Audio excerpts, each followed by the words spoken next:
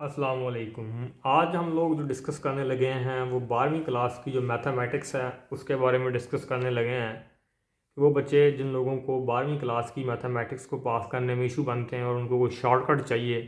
या वो कौन कौन सी इंपॉर्टेंट एक्सरसाइजेज हैं जिनको वो सॉल्व आउट करें और वो उनको उसके बाद अब वो उसको पास आउट कर लें जो मैथ्स का पेपर है, तो वो मैं ज़रा आप लोगों को डिस्कस कर रहा हूँ। आपके सामने ये जो मेरे आपके पास ये जो पेरेंट स्कीम है, ये 2023 की जो लेटेस्ट पेरेंट स्कीम है उसके मुताबिक है। तो सबसे पहले देखें, अगर आप एमसीक्यूज़ की बात करें तो एमसीक्यूज़ जो आने हैं आपके पेपर में वो आने हैं 20 मार्क्स के। ठीक है, उनको ज़रा बाद में देखते हैं कि एमसीक्यूज़, क्योंकि मैथ के जो एमसीक्यूज़ हैं वो ज़रा ट्रिक बेस हैं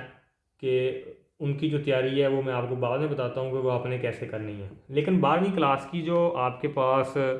शॉर्ट क्वेश्चन है यही असल में बेसिक्स हैं उन बच्चों की जिन बच्चों ने पास होना है। अगर वो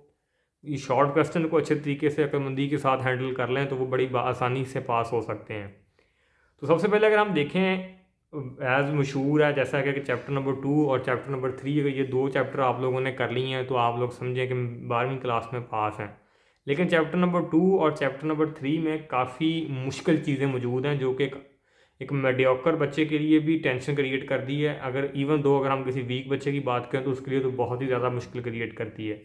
तो मैं आपको बताऊंगा कि आप चैप्टर नंबर 2 में से आसान आसान एक्सरसाइजेस किस तरीके से अडॉप्ट कर सकते हैं, और चैप्टर 3 की वो एक्सरसाइजेज जो आसान है और उनमें से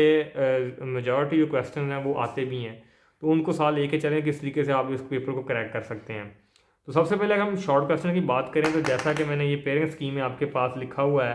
कि आपके पास जो चैप्टर 1 है इसमें से 3 क्वेश्चन आने हैं, जो क्वेश्चन नंबर 2 होना है इसमें टोटल आपने 8 क्वेश्चन करने हैं, और चैप्टर नंबर 2 उसमें से 9 क्वेश्चन आने हैं। अब चैप्टर नंबर 2 काफ़ी बड़ा चैप्टर है और इसमें काफ़ी मुश्किल डेरिवेशन है। तो अगर हम इसकी एक्सरसाइजेस की बात करूं, अगर आप चैप्टर 1 की बात करते हैं सबसे पहले, तो आपने चैप्टर 1 में अगर सिर्फ 1.1 एक्सरसाइज को हल करते हैं जो कि बड़ी आसान है और इसमें से एक शॉर्ट आ जाता है 1.1 में से। इसी तरीके के साथ 1.2 एक्सरसाइज भी इंतहाई आसान है। ये दोनों की एक्सरसाइज जो हैं ये इंतहाई आसान है। अगर आप इन दोनों एक्सरसाइज का कंपैरिजन करें 2.7 के साथ या 2.8 के साथ या इवन दो 2.6 के साथ भी, तो ये दोनों एक्सरसाइजेज जो हैं वो आसान हैं। और मैं आप लोगों को ये सजेस्ट करूँगा कि ये दो एक्सरसाइजेज आप करें। यहाँ से आपके पास जो शॉर्ट क्वेश्चन है आप दो इसमें से आपकी आ जाते हैं दोनों में से, नहीं तो वन तो कन्फर्म है ना, एक शॉर्ट तो आपको इधर लगेगा। बाकी है ना दूसरा चैप्टर के ऊपर जिसमें से 9 शॉर्ट आने हैं, उसमें से अगर आप एक्सरसाइजेज जो आपके पास 2.1 से लेकर 2.5 तक एक्सरसाइजेज हैं, ये वाली एक्सरसाइजेज में जितने शॉर्ट क्वेश्चन हैं वो आप हल करें। अब बहुत सारे बच्चों का सवाल ये होता है कि सर हमें कैसे पता चलेगा कि 2.1 से लेकर 2.5 तक ये जो क्वेश्चन हैं ये शॉर्ट हैं या शॉर्ट पेपर में आने हैं।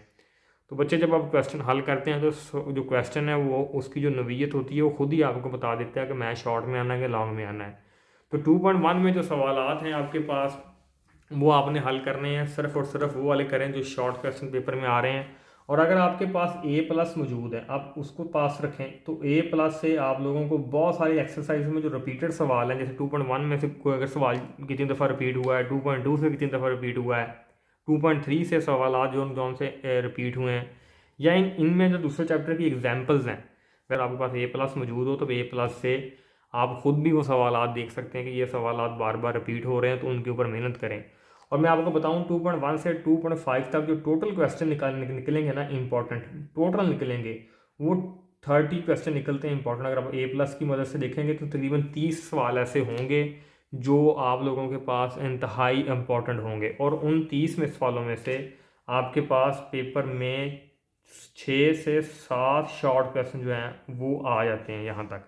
और समटाइम्स 7 से above भी आ जाते हैं। बहरहाल 6 से 7 तो कन्फर्म है। और अगर आपने इनके साथ 1.1 और 1.2 का रखी है तो 2.5 तक आप लोगों ने अगर आपको चीज़ें आती हैं तो आप लोगों का ये जो पहला पोर्शन है जिसमें से आपने 8 सवाल करना है, ये 16 नंबर में से आप 14 तो कन्फर्म है, अदरवाइज 16 भी आ सकते हैं आपके पास। तो एक तो आप लोगों को ये काम करें, चैप्टर नंबर दूसरे की सिर्फ 4 तो मशकें हैं, जो 2.1 है, 2 है, 3 है, 4 और 5, और उनमें से भी मैं आपको सिलेक्टिव स्टडी बता रहा हूँ कि वो वाले सवाल हल करें जो A+ से ढूंढें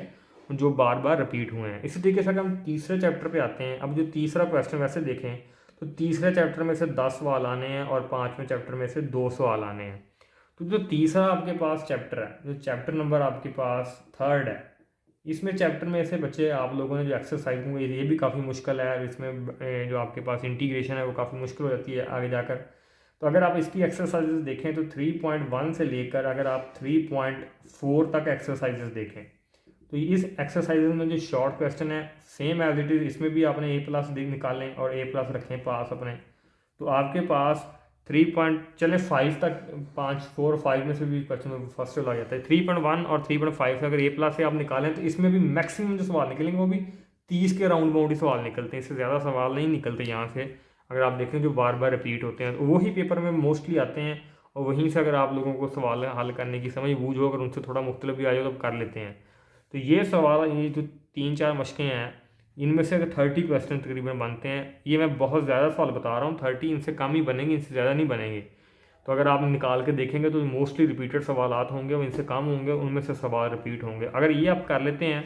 तो आप लोगों के यहाँ तक तकरीबन 7 to 8 ये आप लोगों के जो सवाल हैं वो क्लियर हो जाएंगे 3rd चैप्टर में से, जो शॉर्ट क्वेश्चन है। इस तरीके से आप लोगों का जो पहला और दूसरा ये दोनों जो आप लोगों के सवाल हैं, यानी क्वेश्चन नंबर 2 और क्वेश्चन नंबर 3, इन दोनों शॉर्ट्स में से आप तकरीबन कोई 25 नंबर तक आप बड़ी आसानी हासिल कर सकते हैं। अब आते हैं ज़रा अगले तरफ, चैप्टर 5 में वैसे मिस कराओ, इसको करने की ज़रूरत कोई नहीं है। और उसके बाद और है, अब इसकी सिर्फ और सिर्फ आपने बच्चे 4.1 से लेकर 4.2 ये 2 एक्सरसाइजेज आपने देखनी है शॉर्ट क्वेश्चन के लिए, और इन दोनों एक्सरसाइजेज में आपने जो A+ है उससे निकालेंगे सवाल। अगर आप जो रिपीटेड सवाल आपको निकलेंगे वो मैक्सिमम आपको 10 से 15 मिलेंगे बस। तो वहाँ से आपने शॉर्ट करें, यहाँ से आप लोगों के 2 से 3 शॉर्ट जो हैं वो हल होने के चांसेस हैं। इसी तरीके से चैप्टर नंबर 6 में आपने 6.1 सिर्फ करें और 6.2 और साथ में 7 चैप्टर मैं इसलिए पूरा कह रहा हूँ, अगर 7 चैप्टर पूरा कर लिया तो आपने इसको छोड़ दें, फिर 6 चैप्टर को। अगर आपने 7 कर लिया तो फिर इसको रहने दें 6.1 और 6.2 को। इसका मतलब ये हुआ कि अगर आप चैप्टर नंबर 4 में 4.1 और 4.2 दो ही एक्सरसाइज करते हैं और साथ अगर आप 7 चैप्टर करते हैं तो आपके ये तीनों के तीनों पेयर अल्हम्दुलिल्लाह उसमें से आपके पास 90% जो सवाल हैं ना वो आप हल कर लोगे इन तीनों में से। 7 चैप्टर इंतहाई आसान जिन बच्चों ने कर रखा है तो ठीक है, अगर नहीं किया जिन्होंने तो वो मैं आप लोगों को बोलूँ कि आप मैक्सिमम उसको 5 से 4 दिनों में कर सकते हैं। अगर आप लोगों के पास कोई टीचर अवेलेबल नहीं है तो अब यूट्यूब पर जाकर बहुत सारे टीचर्स हैं, आपको वहाँ से आप 5 से 6 दिन में ये बासानी कर सकते हैं, कोई मुश्किल चीज़ नहीं है। इन सब में से जो सबसे ज़्यादा मुश्किल काम है तीसरे पेयर में से, वो आपको 4.1 और 4.2 थोड़ा टाइम लेंगी। 7 चैप्टर बड़ा रिलैक्स है, बड़ा इजी है, ये आप करें बगैर किसी टेंशन के तो आप कर लेंगे। उसके बाद अगर हम बात करें MCQs की, अब इनके साथ अगर आप लोगों को चैप्टर नंबर 1st 2nd, ये 1st चैप्टर 2nd चैप्टर और 3rd चैप्टर और 7th चैप्टर, ये 4 चैप्टर जैसे कि हमने शॉर्ट में भी किए हैं, तो अगर ये आप लोगों को आते हैं तो इनके साथ अगर आप सवालों के अगर कोई नो हाउ है तो फिर आप A+ को यूज़ करते हुए जो वहाँ पे बोर्ड्स के पेपर दिए होते हैं ना, चैप्टर्स के नहीं, पेपर बोर्ड्स के एंड के ऊपर ना बोर्ड्स के पेपर दिए होते हैं, प्रीवियस पॉइंट्स वाला पेपर जो होते हैं वो 15 से 20 पेपर होते हैं मैक्सिमम। उनमें जो MCQs होते हैं वो आपने हल करने हैं, वो मैक्सिमम 100 MCQs बनता है, और उन 100 MCQs में से आप लोगों के काफ़ी MCQ जो हैं वो रिपीट हो जाते हैं। ये तो हो गया आपके पास MCQs, तो जो हाँ आपने A+ से हल करने हैं। उसके बाद अगर हम देखें लॉन्ग क्वेश्चन की तरफ आएँ, चैप्टर नंबर 1st अभी आप लोगों ने 1.1 और 1.2, ये मोस्टली जो लॉन्ग आता है ये 1.3 से वैसे आता है, अगर तो 1.3 एक्सरसाइज जिन बच्चों ने कर सकते हैं तो ठीक है। अदरवाइज दूसरा चैप्टर जो है आप लोगों ने ऑलरेडी 2.1 से 2.5 तक किया है, तो उम्मीद यही होती है कि इनमें से क्वेश्चन आने के काफ़ी ज़्यादा चांसेस होते हैं, यानी 80% चांसेस होते हैं कि 2.5 में से या 2.3 में से सवाल लॉन्ग लग जाता है। इसी तरीके से 3.1 और 3.5 तक हमने किया है, तो ये वाली यहाँ से भी आपका लॉन्ग ये साथ भी कवर होता है इतना कुछ करने के साथ, और 4.1 और 4.2 तो यहाँ से भी ये भी आपके पास 80% चांसेस हैं कि आपके पास 4.1 और 2 में से सवाल आ जाए। ठीक है, बहरहाल ये 4.3 से समटाइम्स आ जाता है, तो बहरहाल ये थोड़े हैं रिस्क पे है, लेकिन ये क्लियर है आपका, और ये भी पेयर आपका क्लियर है, इसमें भी आप मेजॉरिटी चांसेस हैं कि आपके आ सकते हैं। उसके बाद चैप्टर नंबर 7 में से लॉन्ग क्वेश्चन आपका हल होगा। तो ये आपके पास पेपर है जिसमें से आप अगर आप इस तरीके से तैयारी करें, अगर आप इनको लॉन्ग को छोड़ भी दें, शॉर्ट और सिर्फ MCQ उसके ऊपर टाइम लगा लें, तो भी आप बड़े आसानी 50-60 के नंबर के अराउंड बाउंड आप नंबर हासिल कर लेंगे। लेकिन ये वीडियो मतलब उन बच्चों के लिए है जो बच्चे सिर्फ पास होना चाहते हैं,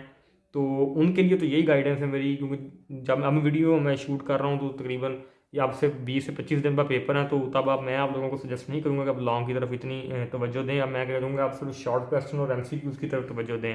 हाँ, चैप्टर दूसरा और ये जो 3.1 से लेकर 3.5 तक है, ये वाला आप थोड़ा देख सकते हैं, क्योंकि आपने ये शॉर्ट में भी कवर करना है। तो ये आपका अगर लॉन्ग साथ में हो जाए तो 10 नंबर यहाँ से भी आपके पास मिल जाएंगे। तो ये अगर आप सिर्फ शॉर्ट वाला ये काम कर लें, ये इंपॉर्टेंट एक्सरसाइजेस कर लें, तो आप लोगों के जो काफ़ी सारी मुश्किलात हैं वो आसान हो जाएंगी।